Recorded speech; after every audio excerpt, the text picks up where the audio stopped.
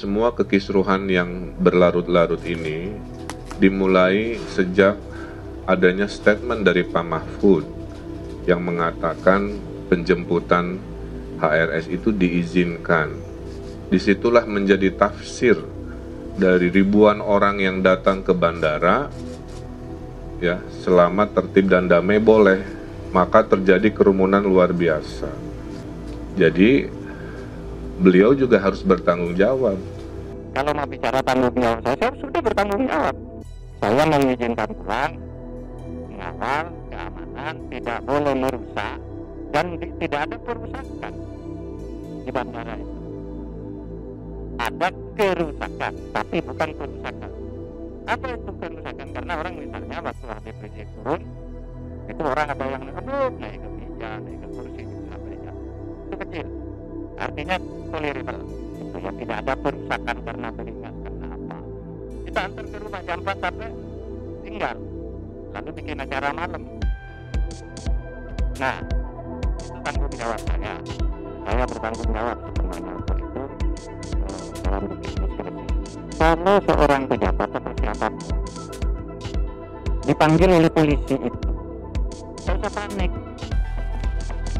Karena dipanggil itu ada bermacam-macam. Satu, karena ingin diperiksa. Dua, karena diminta keterangan. Kerumunan dalam acara yang diselenggarakan pemimpin Front Pembela Islam atau FPI Rizik Syihab menjadi sorotan publik.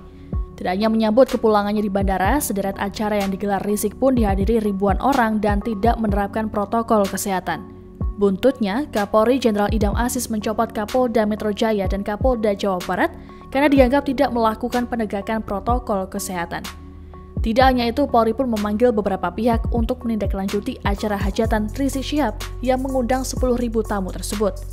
Bahkan Gubernur DKI Jakarta Anies Baswedan dan Gubernur Jawa Barat Ridwan Kamil tidak luput dari panggilan polisi.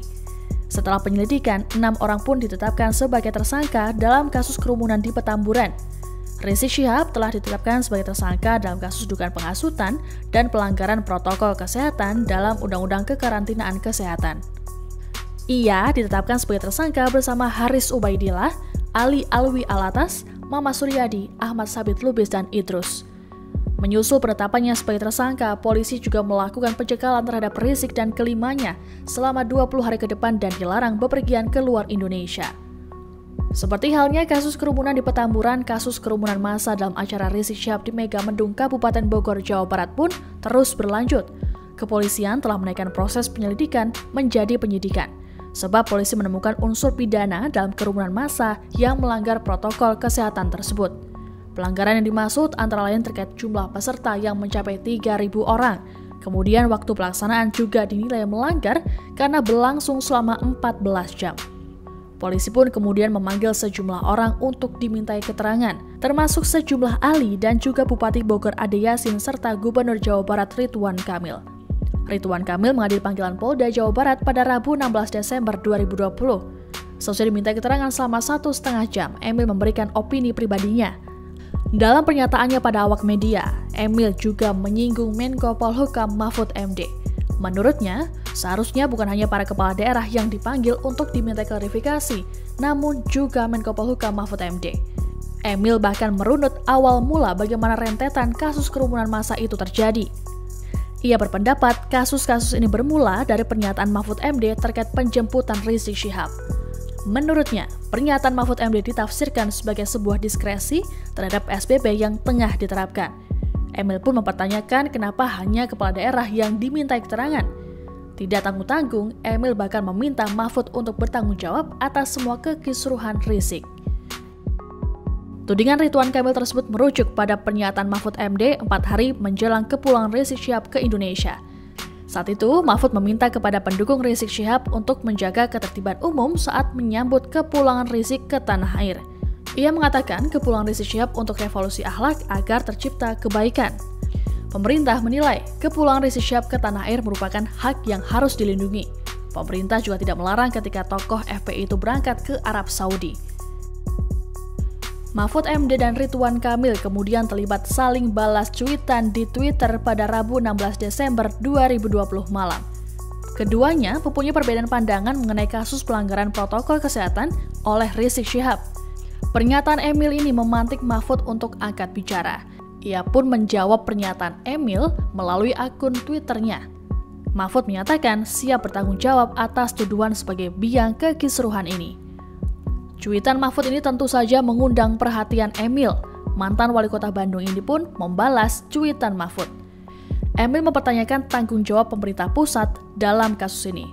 Menurutnya, pemerintah daerah dan pusat semestinya mempunyai tanggung jawab bersama terkait kasus Rizik.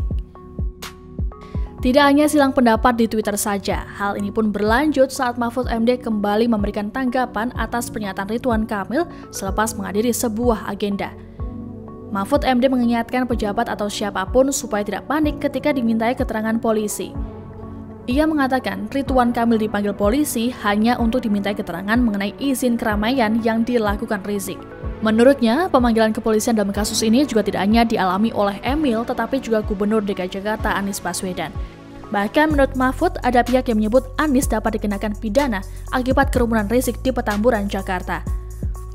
Pemanggilan ini justru sebagai upaya polisi untuk mengonstruksi rentetan permasalahan yang dipantik Rizik. Ia juga mengatakan, kalau memang tidak memberikan izin atas acara Rizik di wilayahnya, Emil bakal terhindar dari pidana atas kasus ini. Akan tetapi, ia meminta agar siapapun tidak merasa bakal tersangkut pidana jika dimintai keterangan oleh polisi. Ridwan Kamil dan Mahfud MD terlibat adu pemikiran. Gubernur Jawa Barat tuding soal Menko Polhukam sebagai biang kericuhan kerumunan. Pernyataan yang tidak melarang penjemputan Rizik Syihab pun dipertanyakan. Tidak tanggung-tanggung, Ridwan Kamil juga meminta Mahfud MD untuk bertanggung jawab atas kekisruhan ini. Silang sengkarut pemerintah pusat dan daerah serta tudingan saling menyalahkan. Lalu, bagaimana akhir dari adu pandangan ini? Terima kasih sudah nonton. Jangan lupa like, subscribe, dan share ya!